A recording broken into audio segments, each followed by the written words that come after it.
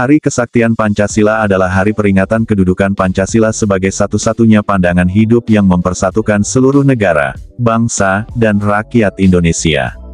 Hal ini perlu diperingati karena Indonesia pernah memiliki catatan sejarah kelam di masa lalu di mana ada kelompok tertentu yang ingin menggantikan Pancasila sebagai ideologi bangsa. Salah satunya PKI yang dipimpin oleh Dipa Nusantara Aidit alias DN Aidit. Kala itu, PKI ingin mengganti ideologi bangsa Indonesia dari nasionalisme sesuai nilai Pancasila menjadi komunisme. Selain itu, Hari Kesaktian Pancasila juga menjadi peringatan atas gugurnya beberapa anggota Tentara Nasional Indonesia Angkatan Darat TNI AD, dalam usaha mempertahankan Pancasila. Kala itu, mereka menjadi korban pemberontakan yang dilakukan PKI. Aksi itu dikenal sebagai Gerakan Tanggal 30 September PKI alias G30S PKI. Untuk mengetahui rangkuman Hari Kesaktian Pancasila, berikut sejarah G30S PKI yang menjadi cikal bakal lahirnya Hari Nasional tersebut. Mulanya, muncul keinginan PKI untuk mengubah ideologi Indonesia dari nasionalisme sesuai Pancasila menjadi komunisme sesuai paham yang dianut oleh partai di bawah pimpinan DN Aidit. Oleh karenanya, PKI ingin menggulingkan pemerintahan Presiden pertama Indonesia Soekarno. Sebab di sisi lain, muncul kabar kesehatan Presiden menurun dan usianya tidak lama lagi. Hal ini dikhawatirkan akan memunculkan peralihan kekuasaan. Padahal, PKI tidak harmonis dengan TNI karena berseberangan politik, sehingga PKI berusaha menyingkirkan para petinggi TNI AD agar dapat merebut kekuasaan. Aksi ini pun dilakukan dengan menculik dan membunuh beberapa anggota TNI AD, yaitu Jenderal TNI Ahmad Yani, Letnan Jenderal TNI R.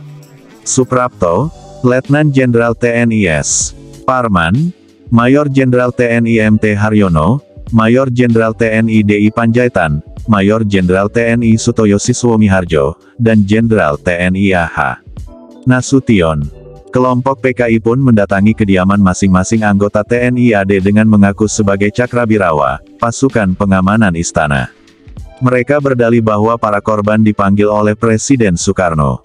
R. Suprapto, S. Parman, dan Sutoyo Siswomiharjo pun ikut dengan PKI ke sebuah markas di kawasan Pondok Gede, Jakarta Timur. Begitu juga dengan Kapten Pierre Andreas Tendean yang menjadi korban salah tangkap saat berada di kediaman AH Nasution. Setelah tiba di markas tersebut, keempat korban langsung dibunuh dan mayatnya dimasukkan ke sebuah sumur tua di markas tersebut yang kemudian dikenal sebagai Lubang Buaya.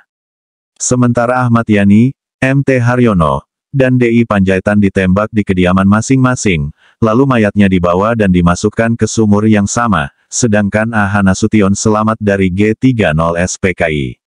Seluruh rangkaian pemberontakan ini terjadi pada tanggal 30 September menuju tanggal 1 Oktober tahun 1965.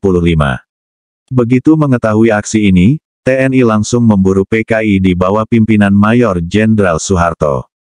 Namun, mayat para korban baru ditemukan pada tanggal 4 Oktober tahun 1965. Setelah itu, mayat para korban langsung diangkat. Kemudian, Presiden Soekarno memimpin upacara pemakaman para korban G30S PKI di Taman Makam Pahlawan di Kalibata, Jakarta Selatan. Presiden Soekarno juga mengangkat para korban G30S PKI sebagai pahlawan revolusi.